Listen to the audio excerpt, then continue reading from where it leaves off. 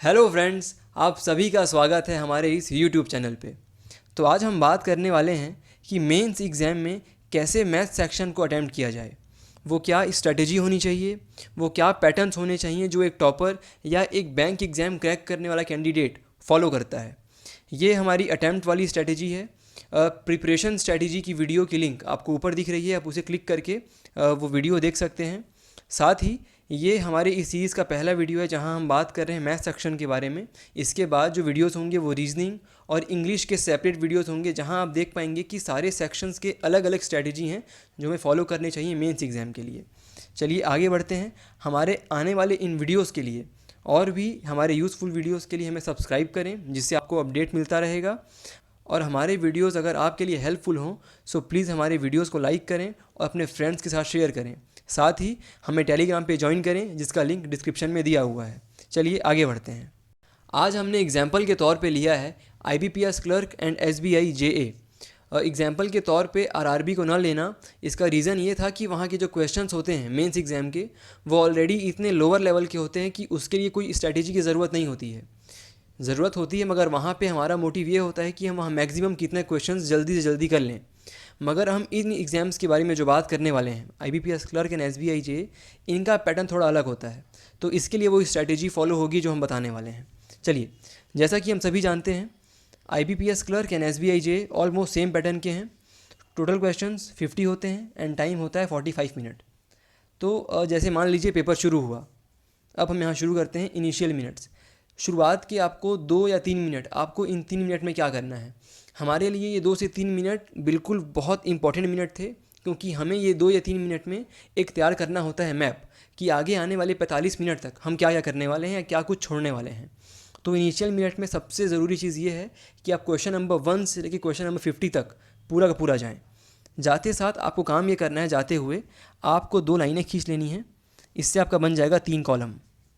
अब first of all मैं बात बता दूं कि कभी भी अगर आप चल रहे हो, अगर आप IBPS क्लर्क SBI JA के लेवल के क्वेश्चंस की बात कर रहे हैं, तो अगर आपको उसमें कुछ सिंप्लीफिकेशंस मिल गए, कुछ क्वाड्रेटिक इक्वेशंस मिल गए या कुछ छोटे मोटे जो क्वेश्चन जो बिल्कुल डुएबल हैं, तो आपको उनको देख करके आगे नहीं बढ़ना है कि चलो इसे मैं करने वाला हूँ आगे बढ़ूंगा। उन क्वेश्चंस को आप तुरंत कर लीजिए जो डुएबल हों। सिंप्लीफिकेशन, अप्रॉक्सीमेशन, क्वाड्रेटिक इक्वेशन, ये कुछ एग्जाम्पल्स हैं। उनको आप देख करके तुरंत करते जाएं और बढ़ते जाएं आगे। आप उनको रोक करके मत रखें, क्योंकि आपको वो तुरंत के मार्क्स देने वाले क्वेश्चंस होते हैं। अब उनके अलावा अब हम बात करते हैं। आपने ये कॉलम बना लिए 3। अब ये कॉलम का मतलब क्या समझ में आएगा आपको। अब आपने सफ़र शुरू किया, आपने कुछ कुछ क्वेश्चंस कर लिए शुरुआत के। अगर आपको सिंप्लीफिकेशन वगैरह दिखा, आप करते गए। अब आपको कुछ क्वेश्चंस ऐसे दिखे जो आपको करना है। कुछ आपको DI दिख गया, कुछ अरिथमेटिक दिख गया, जो आपको करना है, बिल्कुल आपको करना ही है 45 मिनट के पहले। अब उसे यहाँ लिख लीजिए, क्वेश्चन नंबर कुछ लिख करके इसे आप जो भी कुछ करना चाहिए यहाँ लिख लीजिए। नेक्स्ट, फिर कुछ क्वेश्चन दिखते जाएंगे जो आपको करना है, मतलब आपको वो बिल्कुल डुएबल ही हैं, पर तुरंत नहीं करेंगे, थोड़ा रुक कर करेंगे। उन क्वेश्चंस को यहाँ लिखते जाइए आप। आपके पास एक लिस्ट तैयार हो जाएगी कि हाँ, आपके पास एक लिस्ट है कि आपको इन क्वेश्चंस को फोकस करना है जैसे ही आप एक राउंड ख़त्म कर लेंगे तब। नेक्स्ट, एक कॉलम हमने ये बना कर रखा है। इस कॉलम का मतलब क्या है, आप जब क्वेश्चंस को देख रहे होंगे तो कुछ कुछ क्वेश्चंस ऐसे होंगे जो आपको देखते से आपको पल्ले नहीं पड़ेंगे। आप देखेंगे, आपको समझ नहीं आएगा कि ये पूछना क्या चाह रहा है, आपने कभी कुछ किया नहीं है उस बारे में। आप उन क्वेश्चंस को यहाँ लिखते जाइए। कोशिश करिए यहाँ क्वेश्चंस कम से कम हो। ऐसा नहीं कि आपको जो दिख रहा है आप 20-25 क्वेश्चन से आपने यहाँ लिख दिए हैं। कुछ कुछ क्वेश्चंस आपको जो लगते जा रहे हो जो आप कभी करेंगे ही नहीं इस एग्ज़ाम में, या बिल्कुल सबसे लास्ट में करेंगे, उसके लिए कॉलम ये रहेगा, आप यहाँ लिखते जाएँ। अब ये बीच का कॉलम क्यों काम आएगा, कुछ कुछ क्वेश्चंस ऐसे भी होंगे आप देख रहे हैं, आपको लगेगा कि हाँ मैं ये कर सकता हूँ, मगर ये मैं पहले नहीं करूँगा, पहले मैं इन क्वेश्चंस को करूँगा क्योंकि इनको मैं कर सकता हूँ 100%।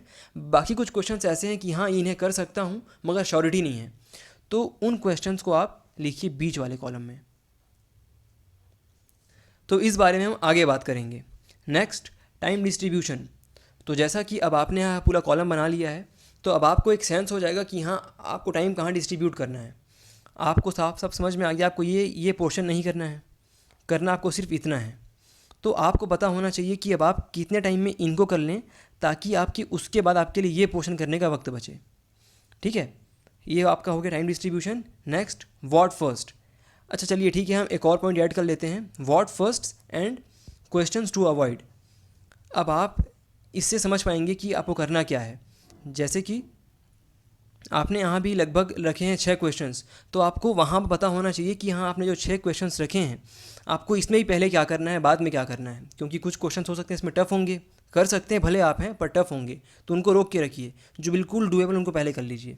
तो आपकी ये हो जाएगा what first and what to avoid, तो आपने यहाँ ऑलरेडी अवॉइड करके रखा हुआ है। अब आपको इसका फ़ायदा ये होगा कि टोटल क्वेश्चंस तो थे 50, पर यहाँ अवॉइड करने के बाद आपके पास क्वेश्चन बचेंगे 35 या 30। अब आपको फ़ायदा ये होगा कि आपके पास प्रेशर कम हो जाएगा। आपके मन में रहेगा कि आपको उस 35 या 30 क्वेश्चंस ही करने हैं आने वाले 45 मिनट में। ये सबसे बड़ा फ़ायदा है। चलिए अब हम इसे प्रैक्टिकली देखते हैं। ये एक एग्जांपल लिया है हम लोगों ने। मान लीजिए आपका एग्ज़ाम शुरू हुआ था, तो आपने यहाँ ये कॉलम बनाया हुआ है कि 1, 6, 15 ये सारे कुछ क्वेश्चंस हैं, ये आपको करने ही करने हैं। ये आपको करने ही करने वाले क्वेश्चंस थे, ये जिन्हें आप करेंगे कुछ टाइम बाद, और ये पूरे अवॉइड करने वाले क्वेश्चंस थे।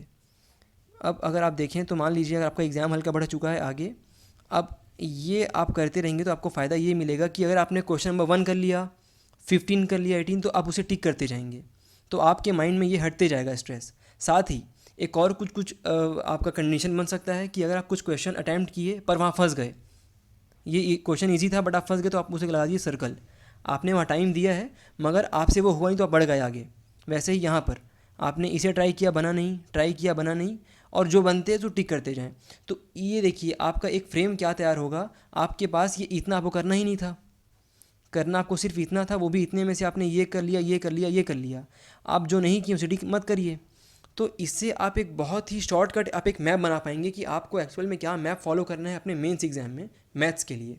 तो हम लोगों की ये स्ट्रेटजी हुई करती थी, हमारी स्ट्रेटजी आज भी यही है। तो सिर्फ हमें यही समझाना था आप लोगों को। लास्ट आता है DI एंड कैसलेट। ये एक वो टॉपिक है जहाँ कई बच्चे पूछते हैं सर हम पहले DI करें या कैसलेट करें।